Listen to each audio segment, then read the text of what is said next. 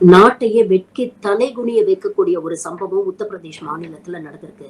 ஒரு 5 வயது குழந்தையை கோவிலுக்குள்ள வச்சு மானபங்கப்படுத்தி இருக்கிறாங்க.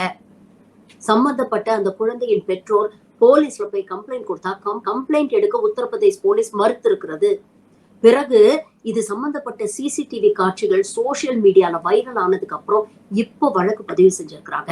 இத பத்தி இங்கே இருக்கக்கூடிய பாஜக தலைவர்களோ இல்ல இவங்க கூட்டணியில இருக்கக்கூடிய அடிமை அதிமுகவின் தலைவர்களோ வாய திறந்தாங்களா?